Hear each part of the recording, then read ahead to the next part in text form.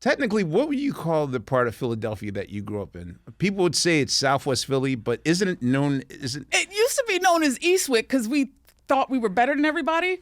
But remember, it used to be the suburbs. it was like, but people didn't even realize it exists. But now I looked, I was like, these are just regular Southwest Philly homes. Yeah, I think in '97. So there was a point where, like, places like Chester, Yeadon, like wherever the trolleys of SEPTA would go, like their destinations, I always felt like, oh, that was like the fancy places where I wanted to grow up in. They had cable out there. We did not have cable. And so, but then kind of, I'll say 97, very silently, I think 97 is the year that the gentrification process happened. And I saw this all over the United States. So places that we would visit back in 93, 94 were like no longer there. Like suddenly projects are getting raised and ever. And then I saw that people were trading places and they would place inner city folk, black folk, into what we thought was the suburbs. And then white people came into the inner city. And so, yeah, the last time I drove, I actually did a sentimental drive through that part. And you ever find yourself rolling up the window, but you don't you don't want to be racist against your own people? Well, hold up. I'm like, we grew up with a strip mall, and it's like, once you got a strip mall, dude, you know what I mean? We really thought we was doing something. It was life goals mall. To live out there. I felt special. When Thriller premiered on MTV, it was like going to the suburbs, to Uncle Dooney's house, and now, man, whew. Right? Okay, but I wasn't that good when I lived there. Like maybe it's just because I lived in LA, and I was like, I remember my mom saying, at least our house isn't abandoned, the one next door. Like, that is what it took to be successful in Philly. Like, at least we don't live on an abandoned house block. So I was like, that's what made us a little better than other people. Ugh. What is your earliest memories of living in that part of town? My mom warning me that when we moved to that part of town that if I saw a group of white boys to run. Yes. She said that? Yes. You don't remember what Southwest Philly was going through in the 80s? The KKK march there. Oh, I didn't know it was like that. Oh, they had an interracial couple moved in and a black couple moved in. And it was all in the district of the church. I went to Catholic school. Uh-huh. And it was like, I'm going to say 60-something in Woodland for anyone who knows Philadelphia. And once the black couple moved in and the interracial couple moved in, someone firebombed their house. This was huge news. You can still Google it today. And so then the KKK came through and they started recruiting. And every day when I would be on the trolley, I would just think, don't let anybody chase me home. Like, yeah, it was crazy. So that's sad, but that is my first memory. Sorry. Let's get back to the laughter. No, I'm laughing at that because I had it all wrong because, again, I thought that was the nice part of town because I would go out there for selective weekends. That is hilarious. No. And I didn't realize we were the gentrifiers, yes. you know? You were. Just like, why we got to run? You're now a pioneer. You're a pioneer there. What year did you move there?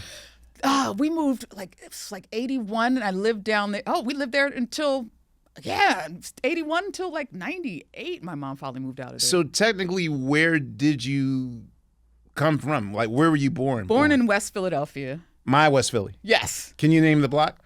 56 and, oh my God, Catherine? Oh, like real West Philly. Yes, what the hell? Well, and like, this is the thing, man. Like, again, you were like the special girl that lives in the suburbs, and she's kind of nerdy, and because she lives in the suburbs. My mom would be proud at that, though, because that's what she wanted us to believe. But when I look back, again, I'm like, Mom, you bought a car for $250 and we could see the street. But like, you had a Flintstone car. Yes, exactly. Like, we could only get out of one door. But it's all about, don't pay attention to that, get in school. I got to tell you, I'm glad that someone else had that experience. So during 93, during the summer of 93, when we were having like a 7-label bidding war, and we were broke, and, there was like 7, 8 of us, and we didn't have money to get back and forth on the bus or Amtrak. So Richard Nichols took like $300 to get a station wagon. and kind of middle passage style. Shut up. No. We piled in the station wagon, but the middle row, the back seat, had no floor to it. So we took a whole bunch of boxes to make it a floor. But when I tell you the core, like the level of, like imagine sitting where you have to like hold your, I can't even do it now, an example, but like Tariq's stomach was like rock solid. Like all the skinny people basically had to sit for an hour and a half with their feet in the air. And this is the Roots auditioning for Def Jam. Like, yeah, that car died maybe 2 weeks later. God. I never knew that story. Yeah, it was not one of the happiest moments of the career. Well, I remember how long it took you to get a car. Yeah, you're right. You know why I remember this? Because we picked up Erykah Badu from the airport one time in my crappy car. And the bumper was falling off. For some reason, you had nobody else to pick her up. And I remember as she saw me pulling around, her eyes kind of like, and then as soon as she got in the car, you said, I'm sorry about the car, Erykah. And I said, I work for you. you talked me out of, all right, so there was a moment, oh God, I'm about to tell this story. Oh, shucks. All right, I got to think of the most diplomatic way to tell the story. Oh, shit. Okay. So there was a moment where this is February 23rd when Things Fall Apart comes out.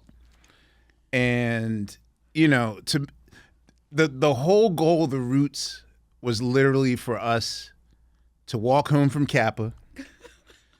And this is, I kind of blame Boyz II Men for this.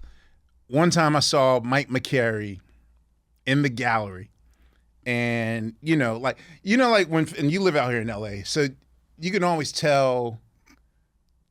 All right, like Juicy Couture became like the adopted wear of like some strippers or whatever, like some strippers, but they'll have an outfit that will try to, blow off the smoke to bring attention, but it's the outfit that everyone wears, like the rhinestones and the hoodie or whatever. Like, oh, you're trying to hide, right? So Mike had like literally like dark glasses, 2 hoodies on the thing. Like he's the only person dressed like I Cannot Be Seen, and I don't know, like that made an impression on me. I was like, man, all I want to do is I want to blow up. And he couldn't give me a pound. Yeah. Well, I gotta go. Like this kind of thing. And I don't know. I went home that night like, yeah. So when we had an inkling that this album was actually going to be the album, I was like, yo, man, we got to play the gallery. And they're like, just why don't you play on Tower Records, like a place where it's like, nah, man, it has to be the record store in the gallery. Like I wanted a pageant. I wanted a people lined up or whatever. And we got that moment. So Tariq was supposed to be there at like 11 o'clock to play and then sign autographs or whatever. And Tariq was late. And Rich is like, yeah, he went to go get his car. I was like, get his car? And I didn't know that Tariq went and got his license. So, I don't know. It's kind of like the sibling rivalry thing. Thing is, I don't have my license, but I knew I was going to get me a car. And you talked me. You're like, dog, don't get a car. Matter of fact, and this is like the last time I let somebody sell me the Brooklyn Bridge, but in this case, it saved my life. So I'll credit you. I don't remember this. This is hilarious. No, you literally said like, "Oh man, you gonna do that dumb rapper shit where you buy?" She's like, "Do you even have a license?" I was like, "No," and I thought like I was gonna do some Biggie Lil C shit because Lil C used to drive Biggie around. So I was like, "All right, I'll pay somebody like, $300 a week to just drive me around like Biggie." And you looked at me and you was like, "Amir, that's the dumbest shit I've ever heard in my life. Like, please don't waste your money like that." And I was like, huh? It's like, yeah, like do something.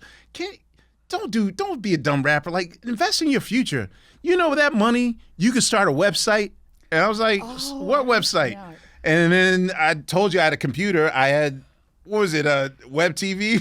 Oh my God, that's right. You did have web TV. Oh I had my web TV, God. and you're like, no, Mir, like a real computer. Yo, but you thought you were killing it with that web TV because not everybody had like. I did. But so. Well, I came from an era where like the Beastie Boys were handing out like CDs. You remember when the internet used to be on CDs? Yes. Right.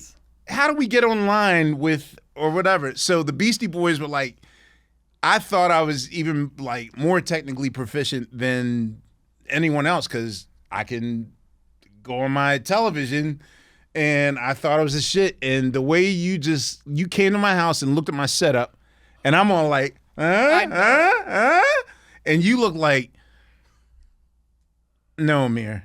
And I felt that was the moment where I felt so dweeby that I gave up, and I said, look, what do I have to buy? What is your nerd paradise? What do I have to do? And then you, me, and someone else that I met him once. Doug? Was it Doug? It wasn't Doug yet. It was someone else. Eric. Not Eric? It wasn't Eric. It was another guy. He might have went to Penn or whatever. He was nerdy. Y'all drove me to Comp USA. God, who was this? We drove to Comp USA. Somebody I knew with a car back then. And I'm telling you, I had this $17,000 like it was paper route money, like dumb shit, like carrying cash or whatever. And reluctantly, I just watched my car just fade out the dream, and got a bunch. I got a computer, and then y'all built a new world, and that was so fun. And by the time, like, I had to fall in love with someone heavy out of state for me to actually get a license. And even then, I only got a license because I agreed to do a car commercial, and they didn't know I wasn't licensed. And so the day before, they were like, hey, so where's your insurance and all that stuff? No. And I was like, what are you talking about? For Scion. That's why I drove a Scion. And I was like, oh, I don't have a license. And they were like, wait, why are you doing a car commercial? Well, the money was great. The money was awesome. So I was like, hell yeah, I'll do a car. I thought I was going to like hit I was going to play the Scion like. Did you think they were just going to pull you down the street that you didn't really have to drive? I didn't know I was going to drive. I thought like if they're coming to Questlove, I'm like, oh, you want me to drum on the car? I was dreaming the concept of the commercial in my head. Like, I'm going to hit the tires. This is hilarious. Right. And the day before, they had to call. Well, they didn't want to let the client know that I was not licensed. So they had changed the entire concept of the commercial. And in the next 3 days, I had to cram all night. Dawn Englehart, my manager, she taught me how to drive. This is and amazing. The unspoken part is what we won't laugh at. Dawn still jokes about, yeah, I taught you how to drive. Let's just say that Dawn does not look like you or I. She's not white. So what else we got out there? Yeah. And so I was forced to get my permit and my license so I can shoot this commercial. And they gave me the car, and then, so I like willed myself into that. But yes, you talked me out of, hey, I could have gotten that car and probably would have gotten arrested for driving without a license or. But also, why didn't I just tell you to get your license? Like, you had a major record at this point. What would I want you to do? Catch the subway? The way you didn't do the wagging finger thing, but you didn't finger wag me, but the shame I felt, like that's the first time I didn't feel smart. I was always the dweeby. Not with the web TV. No, like literally the first time I was like, damn, maybe I'm not smart. Oh my God. And I let you talk me into taking my car money, and that's how I seeded the Okayplayer. So what's funny is I love that computer more than I would have loved a car. You would have never let me drive your car, but I was on that computer all the time. Oh, you live in the house. You were in the house way more than I was. You let Malik in the house. I didn't know I wasn't supposed to let Malik in the house. Wait, hold up. You literally. We were on the road once, and I heard Malik's voice in the background. I was like, yo, not only that, Malik leaked a Root song. I think the first time a song got leaked. I never even knew that. Quicksand Millennium was supposed to be on Phrenology, and I was like, oh, Malik ruined it now, like leaking songs on the internet. So, yeah. Well, see, this is why friends shouldn't work together because, like, Eddie, you would have had like, hey, here's who to let in. You literally were like, all right, I'm going on tour. Well, yeah, I didn't know this was a $1 billion idea business. I didn't know that. Find something to put on the website. Hey, Malik. Right. I now see that you were running out of resources.